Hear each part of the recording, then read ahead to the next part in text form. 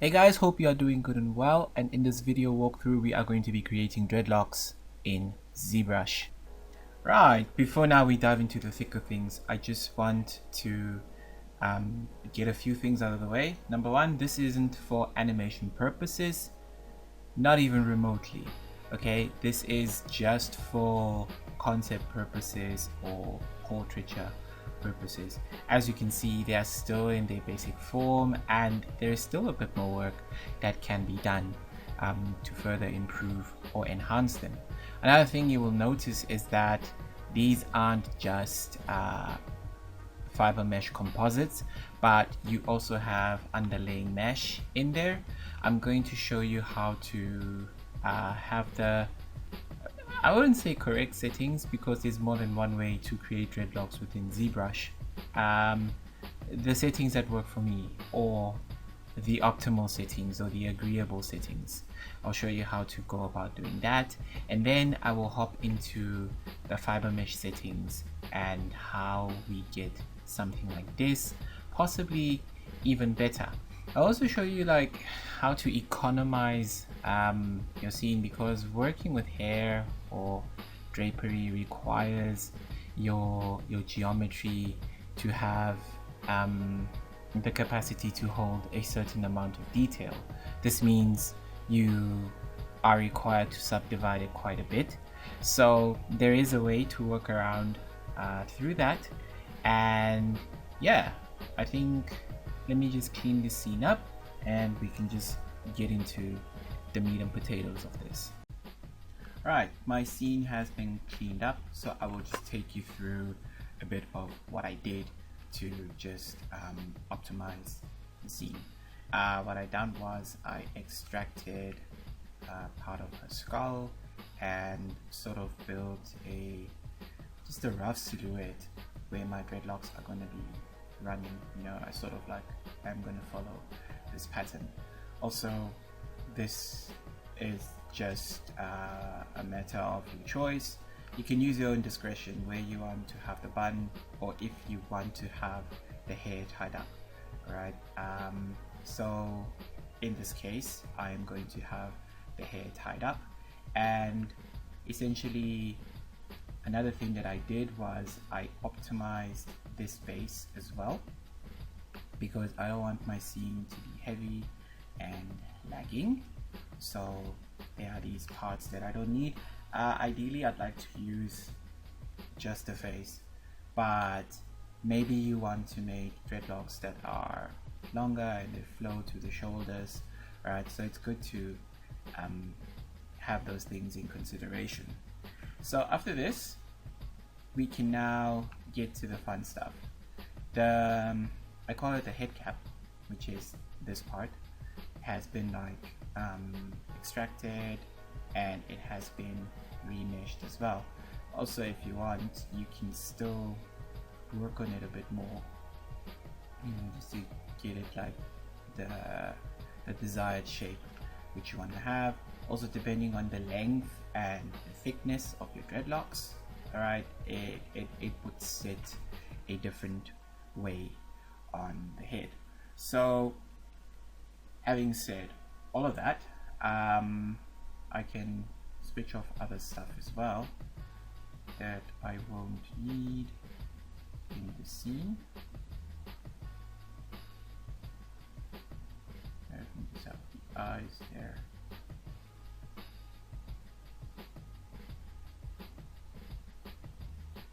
Okay.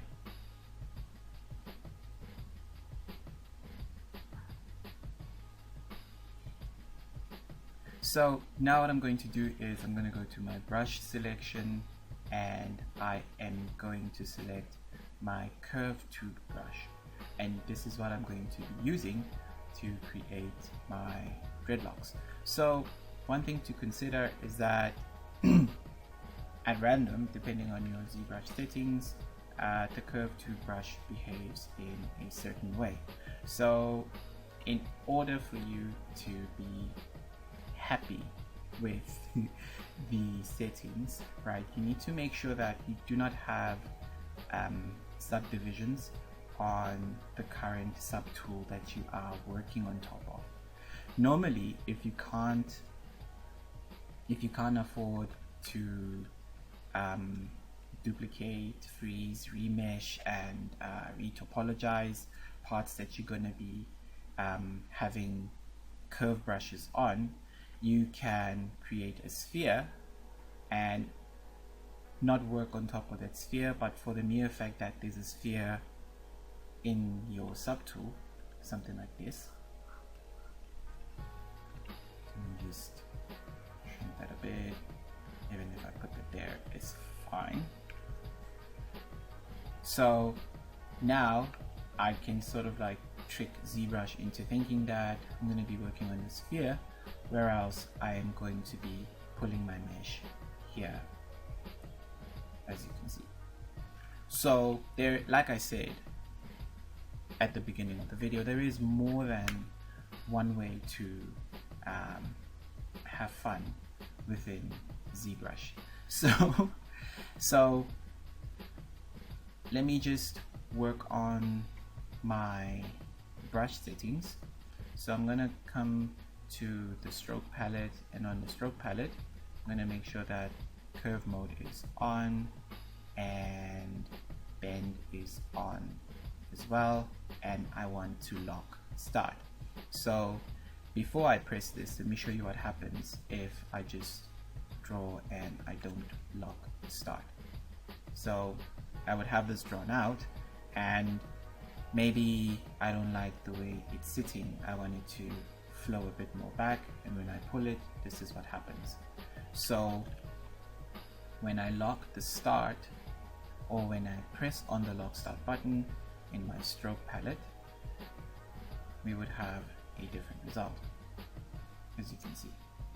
So this is good to have on. Okay, and then one other thing that I want to do is to come to my brush, and under my depth settings, right, I will just make sure that it's either on 0 on the embed option, or just below 0, maybe like -2 or -3. Okay, if I push this up, we're gonna get a result where it doesn't stick to the surface. But if I bring it to the surface,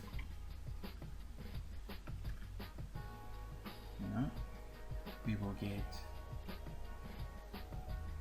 a situation where it sticks to the surface, and if I pull this down, we will get another interesting result where it goes inside of the mesh.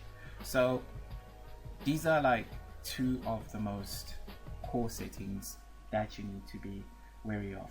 Number one, ensure that the stroke in your stroke palette, your lock start button is selected, and then in your brush palette, under the depth settings, make sure that you are either on 0 or negative, okay, depending on how you have your mesh set up and generally what tickles your fancy.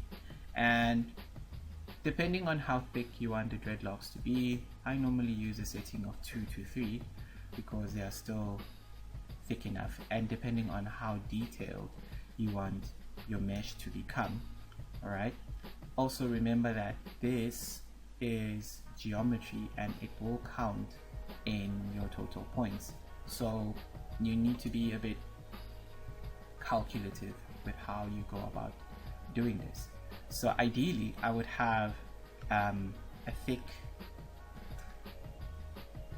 like thick locks running across, going all the way to the back, and then I will just paint the cap the color of the dreads so that it looks like the hair underneath is growing, and you have these dreadlock distinctions as well. So I'm just gonna draft out, maybe just like work on half of the head just to take you through these steps, and then after that I will show you what the next procedure is. Alright, so like I said, this tutorial can be a bit long, so I worked on like portions of the head so that my point can easily get across. And if you worked your way through the time-lapse video, which is about over 25 minutes, busy plotting the hair strands in, you'll realize that it is good to have this base cap on. That way it's easier to navigate our hair. So this pretty much works as a lifesaver because we have the silhouette that we can work on, and when we bring the hair in, it sort of runs along the curve of that area.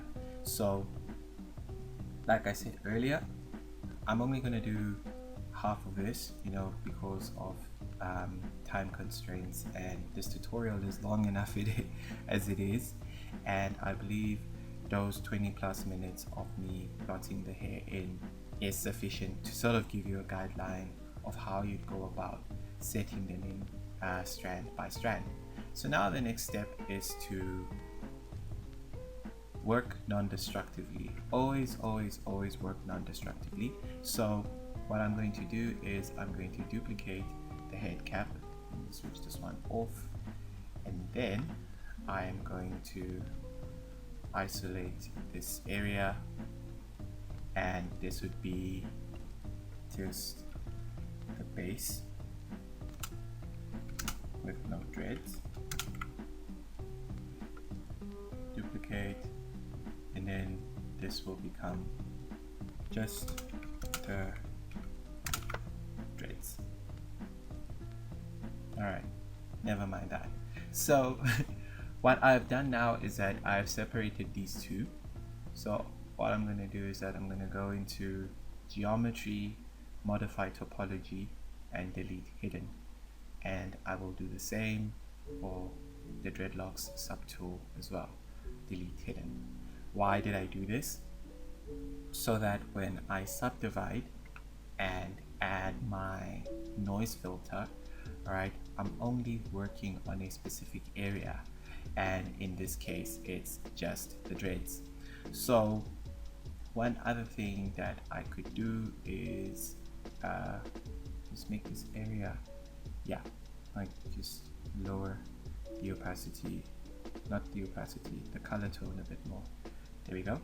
I'm going to subdivide the dreads,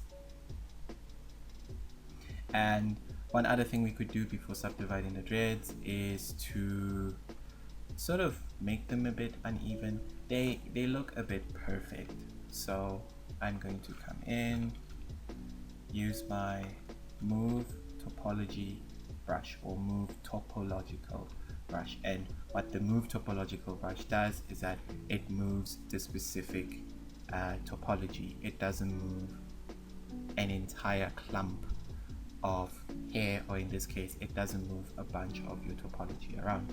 So what works in our advantage is the fact that we have different polygroups for every strand of hair that we created. So what we can do is to further pull them in, make some of these hairs a bit more limp, avoiding intersection as much as we can.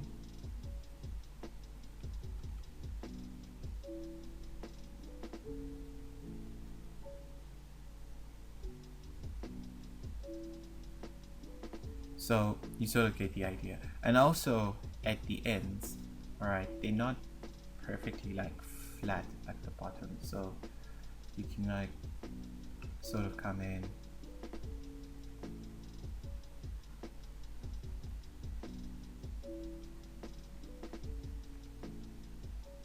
make them uneven as well. Another brush that you can use is your inflate brush. It will work just fine as well. So I'm just gonna do some of them. Once again, depending on the type of quality that you want to achieve. In this case, I don't want to go all out. because then the tutorial is going to be a bit too long again, and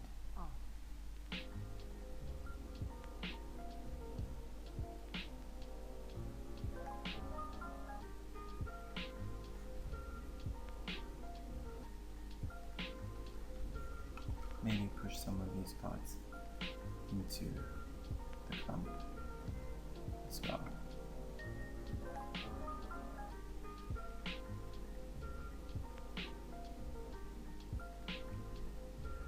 I think one other way that you could create this is with Z-spheres, but trust me, you do not want to use Z-spheres unless you have a collection of them in like a specific quote-unquote neat hairstyle, sort of like dreadlocks that are braided.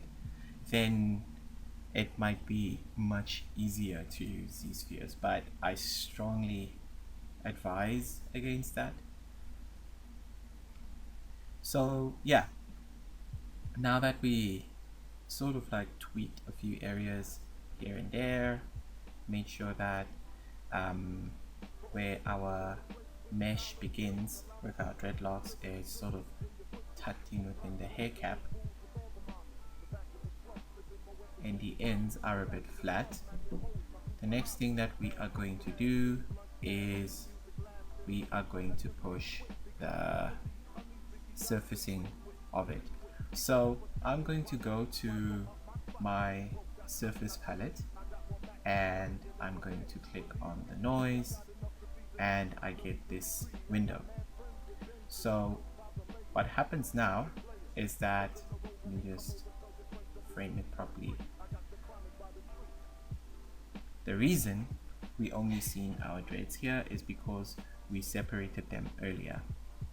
So this is much better for us because we can just focus on the strands as a group. So on my noise scale, I'm going to lower it and then play with the strength. So it sort of gives you that almost coarse type of surface, and I think this is good enough. Alright, so depending on the width and the length and the size of your dreadlocks, alright, you can fiddle with your noise settings and your strength settings. And I hit OK. Then I'm going to go to my geometry tab and I'm going to subdivide this mesh, and the reason I'm going to do that is because I want to apply the noise filter to the mesh.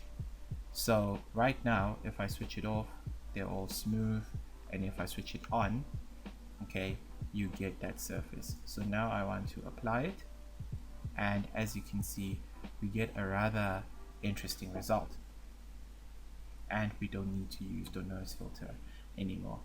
And once again, depending on the type of dreadlocks that you are making, you can use the noise filter maybe once or twice, but you need to be careful because if you apply it again, you will see that the result you are getting will be a bit more a much more sporadic surface. So this will kind of do for us, and as you can see, if I make this go even a bit more darker, it's starting to feel like the hair. So now the next part that we are going to work on is the finishing touches that we are going to add on the dreadlocks themselves.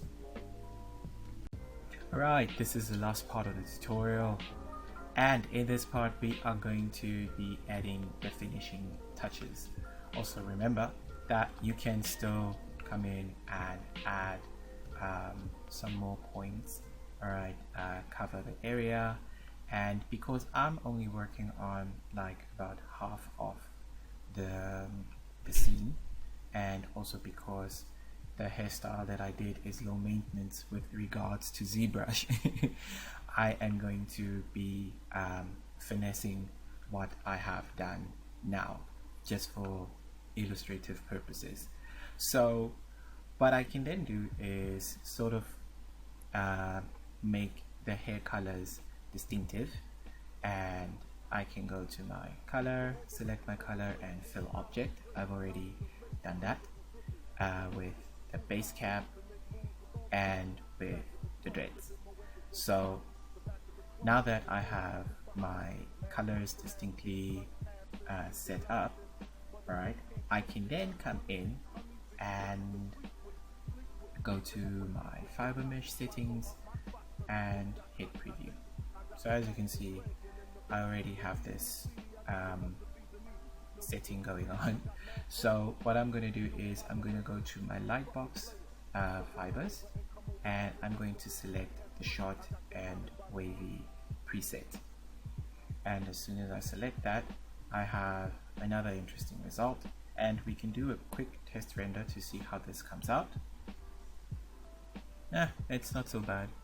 And no, I don't have a super PC. I just pause the recording in between renders, just in case I get questions like, what type of PC are you using? Like, how are you achieving such quick renders?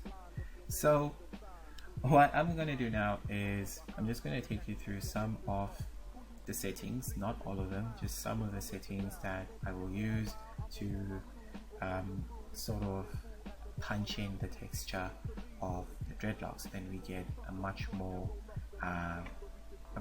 believable, a much more agreeable, and a much more acceptable type of render.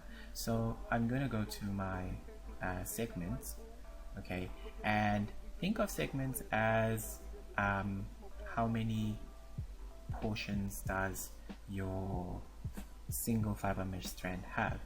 Okay, so if it has 5 segments, it means that it has 5 portions. When we're talking about the profile is how many sides. So right now, because it's a single profile, let me zoom in. As you can see, it's quite flat, and what we were talking about in terms of segments would be 1, 2, 3, 4 and 5. Alright, so these are the portions, and the profile is the amount of sides. So if I increase the amount of sides, as you can see, I get a different result. So if I take it maybe to like 4, I will get a rectangular type of A shape, as you can see. Alright, so I'm gonna put it on 1 because I'm dealing with a lot of strands of hair, and also with my segments I'm gonna make it 9 because I want that curly type of feel. And then what I'm going to do is I'm just going to decrease this so that I can see how they are sitting on my dreadlocks. And then I'm going to come to my coverage. The coverage is how much of the area does your strand cover when it sits on top of the mesh. So I don't want it to cover a lot of area, so that is cool. And depending once again on the type of hairstyle that you have, one other setting you can fiddle with is your embed setting. Embed simply dictates how far deep does your single strand poke into your mesh. So it's something that you can fiddle with as well. So I'm also gonna come and play with the length of it as well, and then let me increase the maximum fibers, and this looks pretty good. Fiddle with gravity just a little bit and play with the length a bit more again, and then I'm going to hit render and see the result.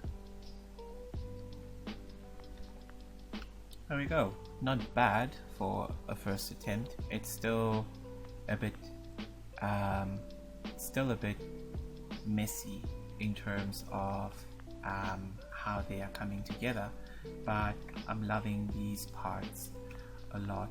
So what I'm going to do is I'm going to fiddle with the coverage again, and maybe my revolve rate as well.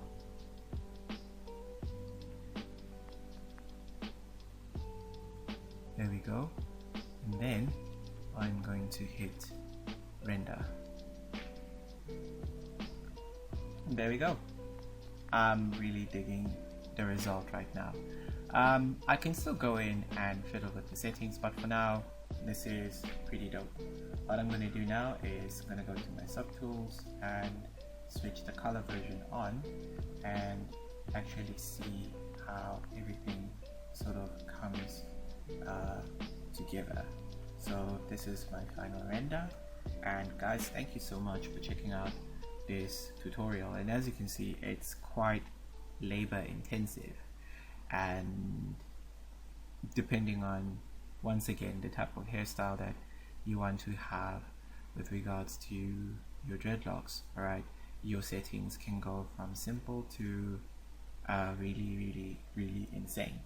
So in closing, one of the other things that you have to be aware of is the amount of mesh you are putting out.